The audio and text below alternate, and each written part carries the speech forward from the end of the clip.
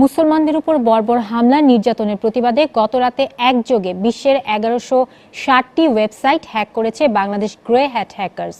তাদের দাবি, মুসলমানদের উপর নির্যাতন বন্ধ না হলে গুরুত্বপূর্ণ আরও অনেক ওয়েবসাইট হামলা করবেন তারা। এ বিষয়ে বাংলাদেশ গ্রে হ্যাট হ্যাকার্সের প্রতিষ্ঠাতা রোটেটিং রোটনের সাথে কথা বলেছেন আমাদের রিপোর্টার জেমসন মাহবুব। দেখুন এক্সক্লুসিভ সাক্ষাৎকার। আমরা বাংলাদেশ গ্রে হ্যাট হ্যাকার্স আগে থেকেই ঘোষণা দিয়ে রেখেছি যেসব দেশ ডাইরেক্টলি আর ইনডাইরেক্টলি ইসরায়েলকে সাপোর্ট দিবে সেসব দেশের উপর আমরা হামলা অব্যাহত রাখবো। সেই ঘোষণার অংশ হিসেবে আজকের এই হামলা চালানো হলো।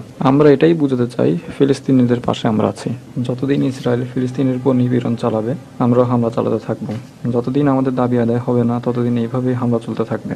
আমরা সবাই জানি ইসরায়েলি সাইবার স্পেস হলো পৃথিবীর সবচাইতে secure cyber space. Israeli site hack করতে অনেক দক্ষতা প্রয়োজন, যা পৃথিবীর খুব কম সংখ্যক হ্যাকারের কাছেই আছে।